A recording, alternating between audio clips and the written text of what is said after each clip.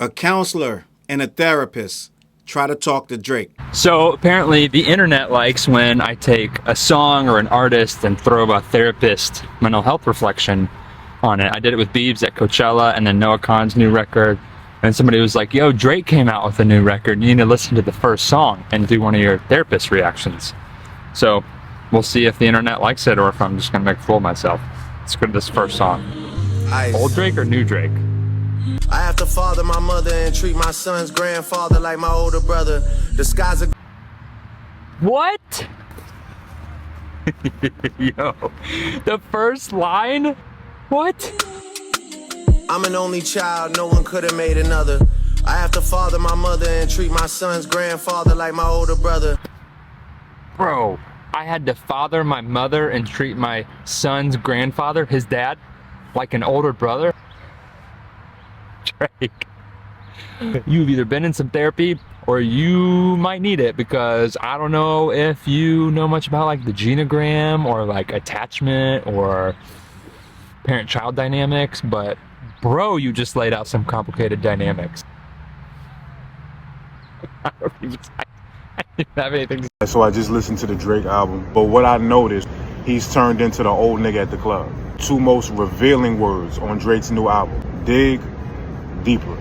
He literally says he know he got some healing to do, he know he got some things to work on, but the idea of digging into his own shit scares the fuck out of him. Drake is now a representative of black men's refusal and inability to see the need to grow. Drake is about to be 40 years old. And the repetitive themes that he's talked about his whole career, they continue to regurgitate in his music. You got the theme of I versus they. When you have a certain perspective to hyper focus on yourself, there will be an absence of the inclusion of other, especially when it comes to the black and brown community and how much work we need. 40-year-old black man and not have any context, any conjecture on the state of black America, what's going on with our people, how the men that praise and follow you can level up in some way, shape, or form. If you was to count how many times Drake said I on the album, I'm sure you would get over 500.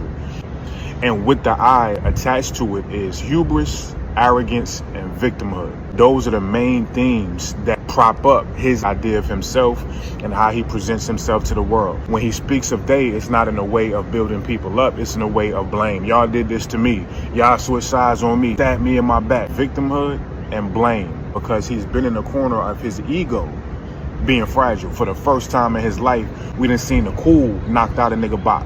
If you don't have the ability to be vulnerable and completely honest about what you've experienced, not from a place of hubris and arrogance, but from a place of vulnerability, then you have no other choice, like a lot of black men, but to lean into toxic masculinity. He literally calls himself the boy. Black men will champion Drake because he also represents not growing, not evolving, and staying inundated for lifetimes under these very trivial, empty things is success. If I'm rich, I fuck your bitch, and niggas ain't shit. It's empty calories, it's Kool-Aid, it's Takis. See nothing there that's gonna stick to your ribs, stick to your soul, your heart, challenge you as an individual. The vengeance, the womanizing, the lack of sexual mastery, and the lack of loyalty that comes with the emptiness of running through random women that just see you as a come-up.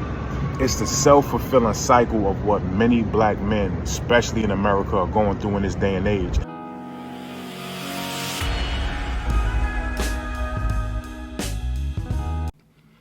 I know we make fun and we take little digs and we kind of play with it and have this back and forth online where we talk about Drake and the Iceman album, and the banter is kind of, it's surface level. We talk about numbers and we kind of make fun or try to poke holes in Drake's exterior, that armor that he seems to carry, and he uses the sales and the success as an armor and shield against all attacks, and his fans do the same. They follow suit and they wield that success as an infallible way to guard their hero from any kind of harm or damage, right?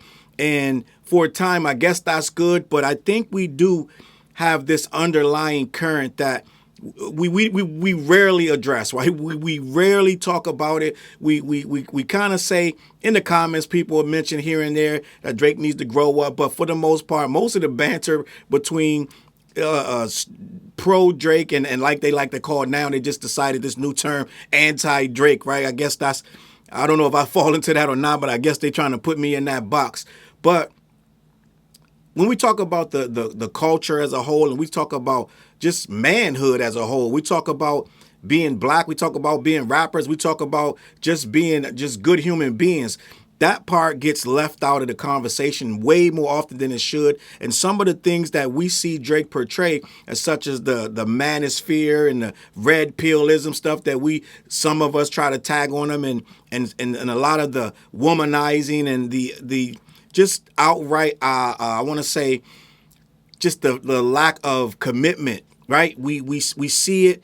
And we know that there's something missing in the music. We know that there's something vapid in the music, but all of us can't put our finger on it. But some of us like that. We like that no accountability. Some of these guys like that strip club type of mind state where they just go out at night, find a stripper, find a shorty, find a hottie, like some Chris Brown lifestyle type shit, and go do whatever, and then see you at the door. He call you an Uber. The dudes want to live like that into their 40s. Well, gang, some of us have learned years ago that that's not the life you actually want to live. It's too much drama, but some guys out here make music for that life, and that's the lifestyle that they find appealing, right? Even guys that are committed in committed relationships with families want to still sneak around and live that life, or absolutely live that life outright, gang. And what I'm starting to notice is there is one artist that 100%, no matter how old he gets, he's going to give you that music for you to be the best life that you can live in that situation. You're going to live it with most of the stuff on Iceman. Most of you living through Drake's streams, you're going to get all of the raps and songs that you can possibly come up with. Well, there's a counselor that I stumbled across right before Iceman, or when it dropped, and a therapist, and I've been holding on this for a couple weeks. I was supposed to do this thing at least 2 weeks ago, maybe even 3, right? They are kind of, I had them for a while, and I've been meaning to get to this. Boy, tonight I'm going to get to it, because I thought that this conversation needed to be had, right? There's a guy named Brick City Buddha, right? And another guy, I believe it's Therapy with Kevin. Let me make sure I got that name right. Therapy with Blake, I'm sorry. Therapy with Blake, and they both reacted to Drake's Iceman. And I had this for a while. I never got around to it. But I want to have this conversation because I do see people in my comments, especially women, they do bring up the issues of Drake never growing up and still calling himself the boy, this, that, and the third. And there's a difference between saying it's your boy and saying I'm the boy. It's two different things, right? So when you're listening to this music and you have an elevated sense, like when you've hit 40 and you know what it is to raise those kids like every single day, and you take them to school, you bring them home, and you pretty much are dad.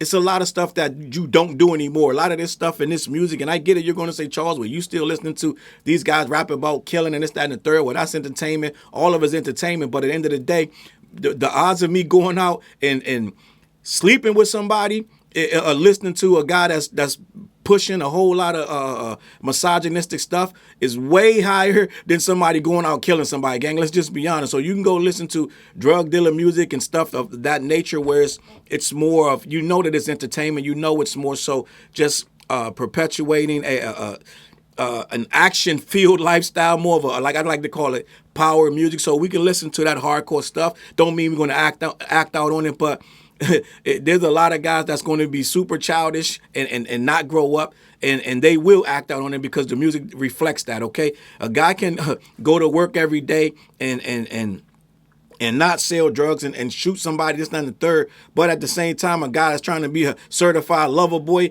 he might be in his 50s still trying to do that, never growing up, okay? It's two different things in my opinion, and I get it, they both subjective, but end of the day, we want to talk about how Drake goes about his merry way with this mind state, and we didn't get any progress on it. As far as I know, we didn't get much progress on his album, and I'm going to let these guys speak. I want to start with Therapy by Kevin, right? I mean, sorry, Therapy by Blake. Kicking my ass because he looked like a Kevin gang, I guess. But salute to Therapy by Blake. He's out of Nashville, Tennessee, and he's going to start it off, and then I'm going to get to Brick City Buddha, right? He's out of, I believe he's out of Philly. I believe he's in Philly, if I'm So it says Brick City. So we'll see. We'll see. But end of the day, right? What we're going to do. No, I'm bugging. I said Philly. I'm sorry. Jersey. I'm sorry. End of the day, man, I want to start with Therapy by Blake, and then we're going to get much deeper when we get into Brick City Buddha. But Therapy by Blake starts it off. He gets into the song about, where Drake is describing his relationship with his dad, and we're gonna take it from there. All right, let's start this off. So apparently the internet likes when I take a song or an artist and throw a therapist mental health reflection on it. I did it with Biebs at Coachella, and then Noah Kahan's new record. And somebody was like, yo, Drake came out with a new record. You need to listen to the first song and do one of your therapist reactions. So we'll see if the internet likes it or if I'm just going to make a fool of myself. Let's get this first song. And I'm going to be muting some of this because I don't want to get a copyright strike under no circumstances. We'll see what happens. No one could have made another.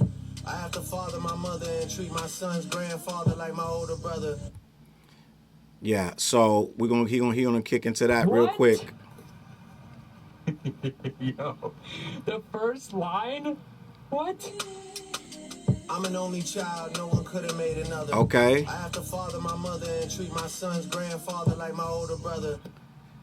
Bro, y'all gotta pay I attention. Father my mother and treat my son's grandfather, his dad, like an older brother. Gang. Drake, you've either been in some therapy or you might need it, because I don't know if you know much about like the genogram or like attachment or.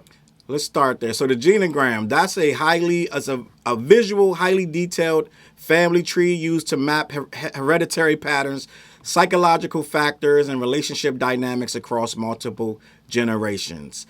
It goes beyond a traditional family tree by including behavioral traits, illnesses, and emotional bonds. So that's what he's talking about when he's talking about a genogram. But let him finish. Parent-child dynamics, but bro, you just laid out some complicated dynamics. I didn't have anything to say.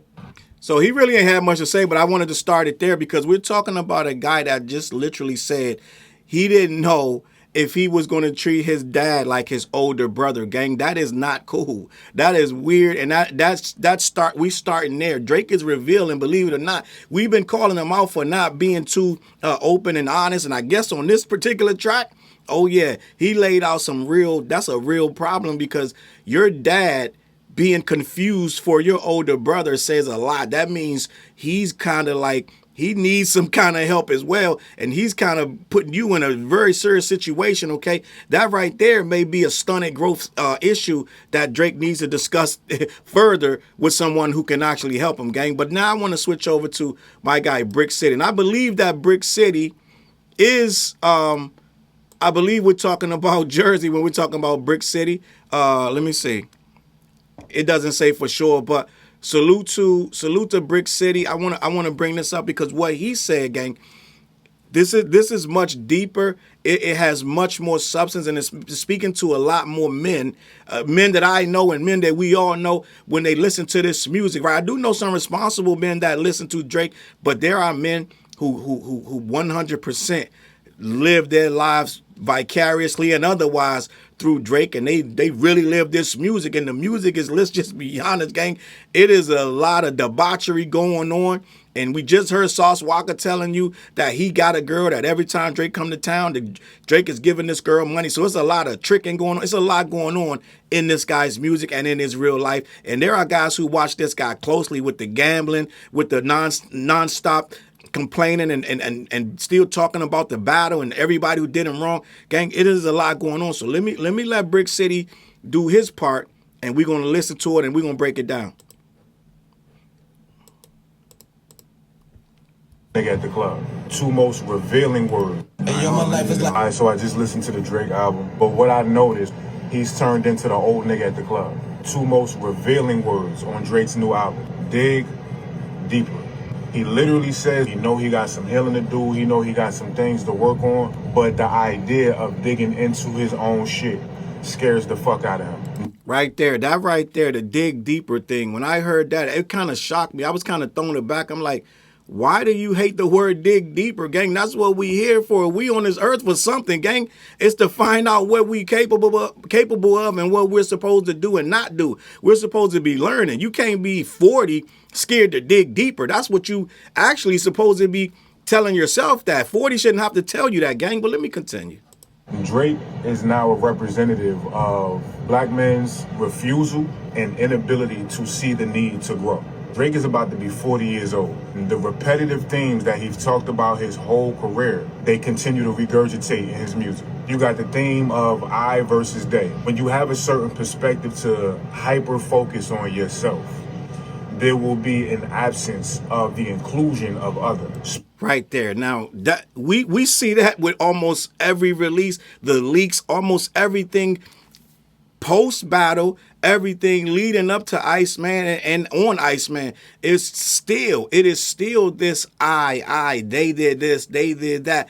This guy is not getting past that, and that's why the album to me lacks substance, because I don't want to hear that. A lot of people don't want to hear over and over who did this to you. It's mad selfish. And to me, I can't be, that's a person who will suck the air out of the room when you're in a group of people because they're making it about you. And those people are not good company, gang. I'm just going to be honest. A lot of times they're mad, bitter, and just angry. They keep bringing up shit that bothers them, right? Because they're not worrying about the group. Yeah, they can be great hosts because they tend to have a lot of money and be able to buy things and make everybody feel comfortable. But then when you try to dig deeper, every time I meet a person like this, it ain't much deeper, because the only thing they can think of is the scars, the wounds that happened to them from a child, from high school, from their mom. It's all this baggage, and they're always reminding you of it. Like a person like me, like I got mad baggage. I probably got 50 times more baggage, but I'm not coming on here. I'm not going around people that I just regular everyday friends, hitting them with a whole lot of baggage. That's not me. That's not how I get down. End of the day, yes, we do make pain music as artists, and we put our pain on that. But even that's going to have a limit to it, where you're not going to do 15 records of me, I, and they did this, they did that. Most of the time, men going to be accountable for what's happening to them, even if somebody else did it. I'm going to be like, well, I'll let you do that. You know what I mean? It's only but so much you can let somebody do. And it's only but so many times you can tell them what they did to you. At some point, it's on you to move forward. You can't keep reminding everybody that somebody did something to you. Let me continue. Especially when it comes to the black and brown community and how much work we need, 40-year-old black man, and not have any context, any conjecture on the state of black America, what's going on with our people, how the men that praise and follow you can level up in some way, shape, or form. So right there, when you're not talking about your own people, your own race, or things that's going on in your community, at least sometime, right? You ain't got to do it every day. We're not asking you to be Reverend Al Sharpton out here, but we're asking, I don't know if you can relate to what we got going on if you never talk about it. If you never address what we got going on, even the mind frame of naming your album Iceman, when we out here telling you, gang, this ain't it. The older ones, the smarter ones, oh yeah, the young ones, they don't care. They love that shit. But the older people, once we start seeing what's really going on out here, we're not jacking that ice shit. So for you to come on and call it Iceman and stand on it and do all this extra rich shit and da-da-da-da, and it's all about the sales, at some point, we're looking at you like, what's going on? And this is why we have this, most of the people that defend that side is going to knock that word culture. I've seen it all week. They hate that word culture. They told him don't respond to Jay-Z because the cultural respect that Jay got, they're not going to give you a fair chance. So they've been begging him. What's the dirt? And Akademiks been begging him. Culturally, you can't be Jay-Z. They hate that word because when you start talking culture, you got to start addressing the culture and things that matter to us. That's why people like Kanye made us so upset. And most of us that's in the culture, average rap fans that don't care really about historical things, or they don't care about other people, or they don't care about our people, sure, they're going to love that. They're going to go run to that, and they're not going to have a second thought. But people who are culturally conscious, they're not going to be able to jack with people who disrespect it or ignore it. End of the day. So we're not saying that you got to walk around here like no pastor, but at some point you got to acknowledge what's going on. Even if you can't, you still got to find a way to accept what we got going on as a people, or we're not going to be able to relate. Let me continue. If you was to count how many times Drake said I on the album, I'm sure you would get over 500. And with the I attached to it is hubris, arrogance, and victimhood. Hubris. That's ego, arrogance, and victimhood. Tell me that you don't see that. The people who have listened to this album or who have listened to music in the past, you got to tell me if you don't see hubris, arrogance, and ego, all of that is combined because that's all this guy's been giving us for 15 years, and some of us have outgrown that. Yeah, you still want to be big bone and brolic, and you want to talk your shit, this, that, and the third, but at the same time, we need to know that you're a real man under all that. Can't no man win all the time. Don't no man have all the answers. And ain't no man no constant victim. The victimhood stuff, after a while, I know a lot of women, they be like after a while of keep hearing you whining about people doing this and that to you, after a while they get tired of it. Like they like, hey, like you gotta, like, we need you to stand up. I don't want to keep hearing about what they did to you. I don't want to keep hearing about what we gonna do. If we not doing nothing about it, then stop talking about it. But it's like they wear that victimhood. I know a couple guys like this. I can't be around them, gang. I've separated myself from them. I can't be around constant victims. I just don't. I move away because at the end of the day, yes, this happened. But at the same time, gang, I don't want to hear about it the rest of my life, and I don't want to hear about it the rest of yours, that somebody did something to you back in 92 and this, that, and the third. I don't care. I'm just going to be honest. I got way too much shit going on. I've had way too many things happen to me to sit there and listen to a grown man bitching all the time and crying about this, that, and the third. Those are the main themes that prop up his idea of himself and how he presents himself to the world. When he speaks of they, it's not in a way of building people up. It's in a way of blame. Y'all did this to me. Y'all switched sides on me. Stabbed me in my back. Victimhood and blame, because he's been in the corner of his ego being fragile. For the first time in his life, we done seen the cool knocked out a nigga bop. That's true. And what we're seeing is a guy not used to actually really being challenged to step up and say, okay, I am vulnerable. This battle hurt me. And not in a way where you're on some crying. You could sit there and say what you did wrong and what you could have did better and what you feel about your inner person that made you get to that point, right?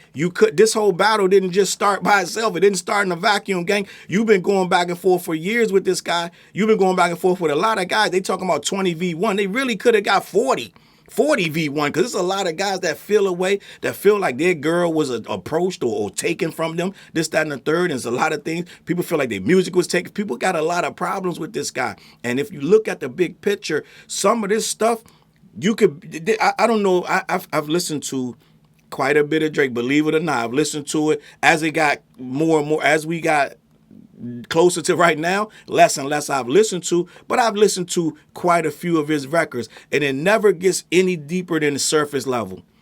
And if you stay on the surface, you can't really tell us nothing real. You got to stay on the surface because you want to keep your records up. You want to keep your sales up. Everything is about sales. And they find a way to keep these sales coming, right? That's a whole different subject. That's not what it's about when we're talking about resonating. This is why people love Dot, and they love people in the culture who actually they're not a one-trick pony. They got more than one thing to say.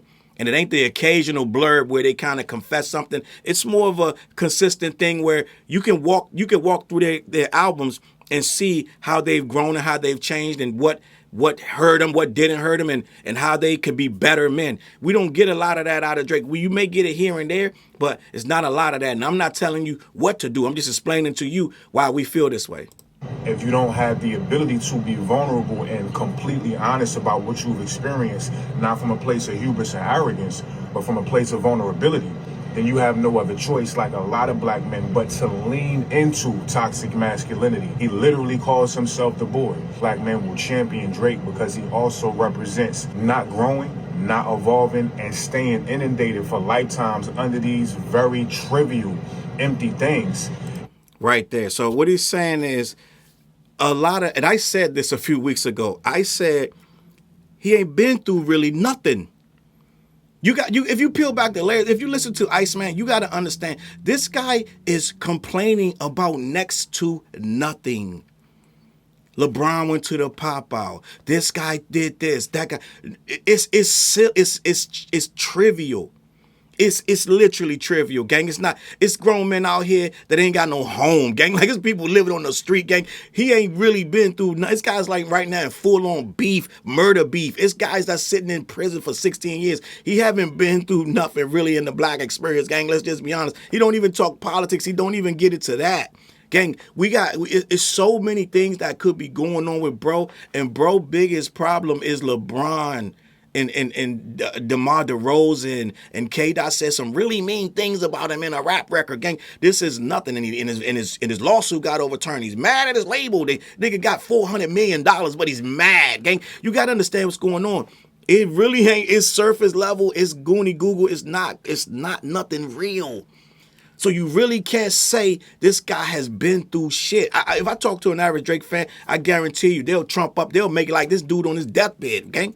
Right? The roughest thing I saw him go through was I got to protect my health. Right around the time when the battle started, it seemed like something was wrong with him. He's like, gang, I got to stop the tour, this, that, and the third. It's like, oh, shit, bro might be going through something. Nope, nigga kept touring, kept doing whatever he was doing, right? Jumped in the battle. So we don't even know how serious that was. I'm sure it has something to go on, but again, it ain't much that we can say. First of all, he didn't tell us what was wrong with him, as far as I know. And at the end of the day, it ain't been a lot of stuff to make this guy this miserable and always like, oh, da-da-da. It just seemed like this thing with Dot is the biggest thing that happened in his life. So he keeps talking about it. And this is where we are. That is not, gang, I hope to God that ain't the biggest thing that happened in your life.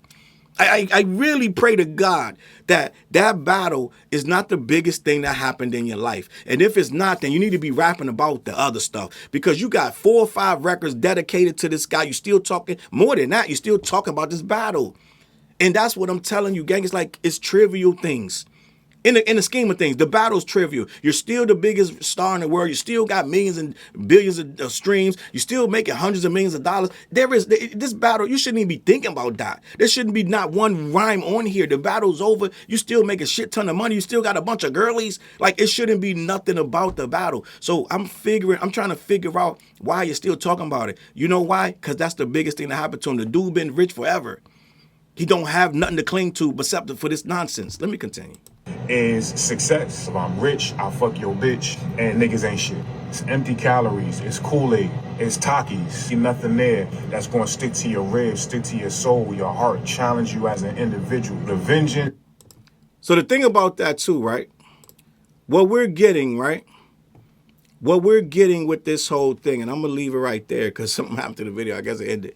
But I know it was more, but I don't know what happened, right? But end of the day, we're seeing a guy who has pretty much chalked it all up to, I just want to be successful. I'll touch in and give you a little bit of this, that, and the third, but I'm not going too far with it. I'm not getting too deep with it. I'm going to stay right here, right where people like me at. Iceman had the potential, because I know he said, and I don't know what happened to it, but he said, guys, you got to bear with me. This album going to be the darkest I've ever gotten. He said that. I remember that shit was like a year ago. He said, this is going to be the darkest album I've ever had. You guys are going to see a different side of me. Well, from what I heard and what people are saying and the songs that I told you, I heard at least 15 songs off the whole shit.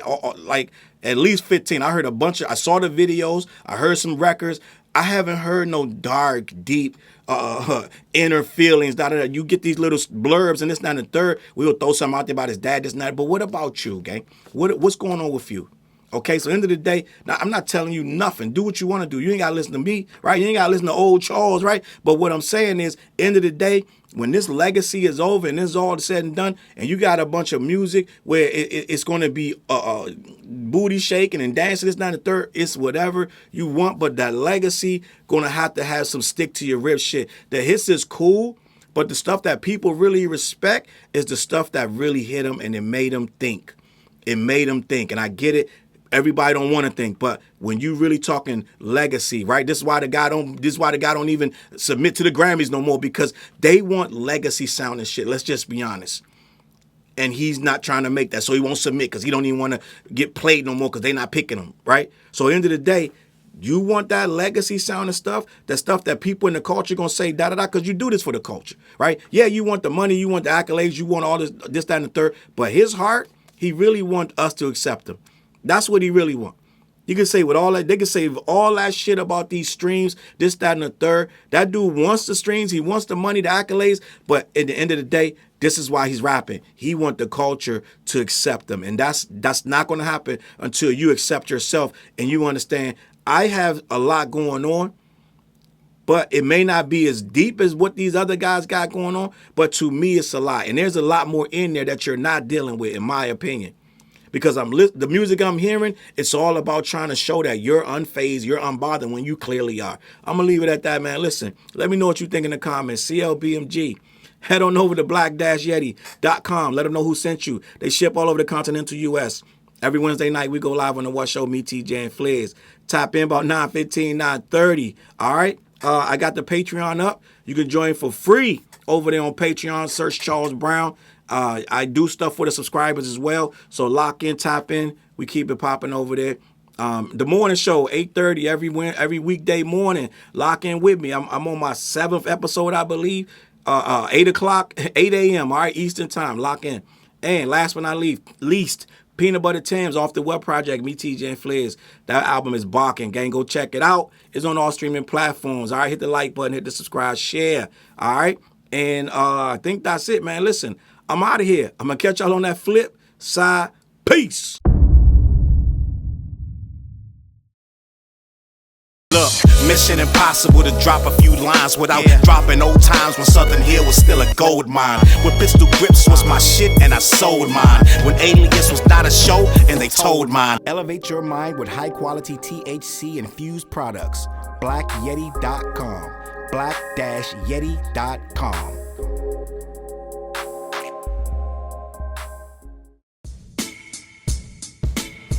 CLB. Get my coat, get my sheepskin, grab my wallet, get my pocket knife, and get that hat right there. We out. Grab my pocket knife too. Let's go. When I first came to the city, niggas didn't believe me. I just wanted to join a team and throw assist pass easily. 6 man off the bench, alley-oop pass freely. Suit up for one game and hope a scout might see me. But nah, niggas is greedy, wasn't rocking with him. Unplugged the scoreboard, put a lock on the gym. Told me to power forward, point guard at the rim. And left me with no center and a ball full of phlegm. Not knowing that I'm a dog, a Rottweiler within. With the heart of a pit bull that don't bark for pretend. My bites cut deep, break the bone and the skin. With the level of hustlenomics you do not comprehend. So first I took a block down on the west side end, and then secured a spot with some goons and some kin.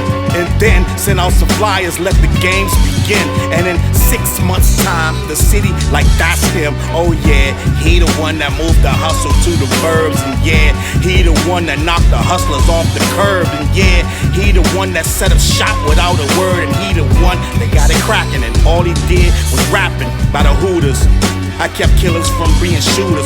Put a mic in a thug's hand, now he loyal like past fans. Take a man off the streets past the needles and crack cans. Promise mama to keep him safe, then put some food in his face and he'll kill for you. But I don't need him for that. Click like, click share, tell them bitches we back. Share the whole location, tell them niggas where we at. Cause we out here, we ain't the cheese, we the trap.